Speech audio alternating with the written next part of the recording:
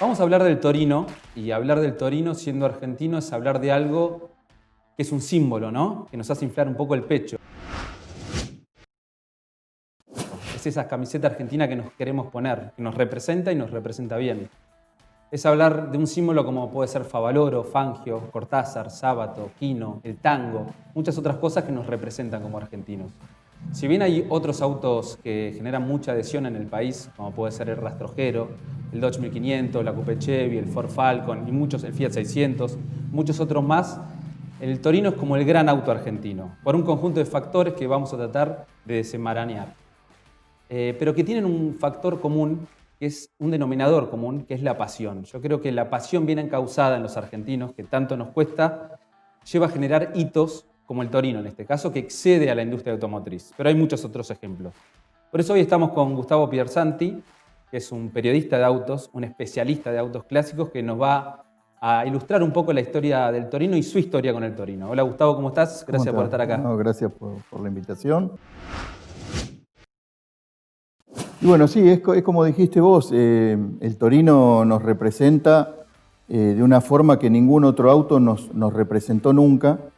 Y en primer término, esto pasó a través de la epopeya del Torino en Nürburgring cuando corrieron en 1969.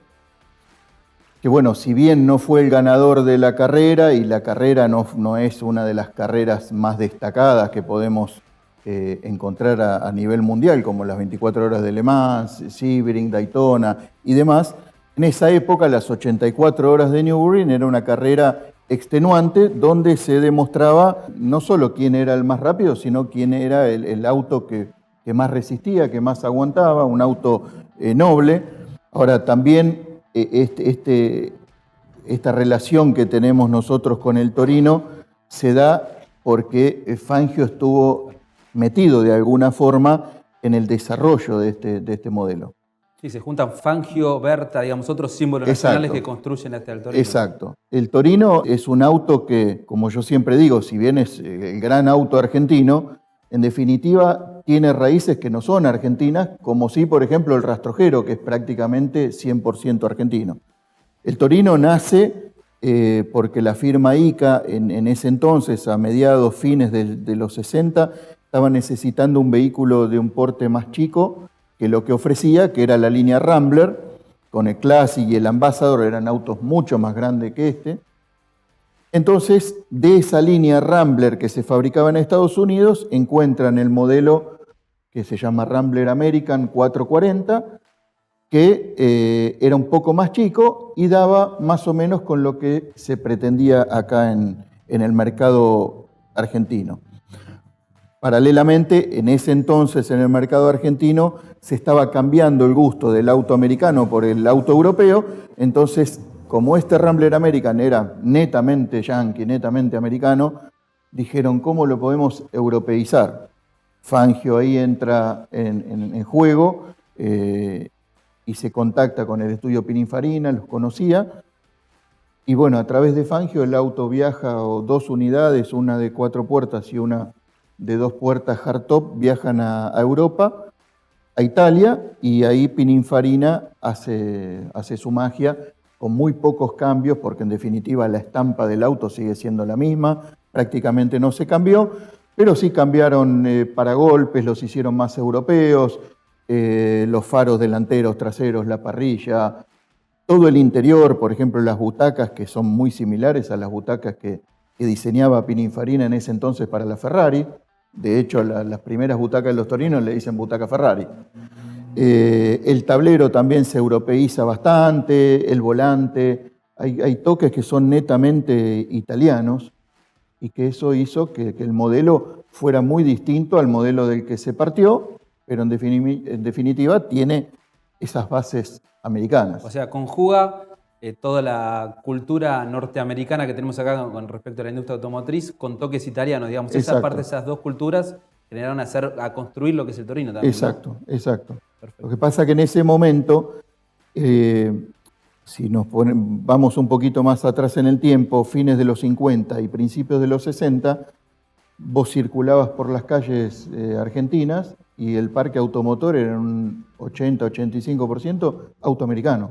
de las tres grandes marcas, Sí, o sí. sea, Ford, Chevrolet y Chrysler Dodge, vendían muchos autos acá en Argentina y había poco auto europeo.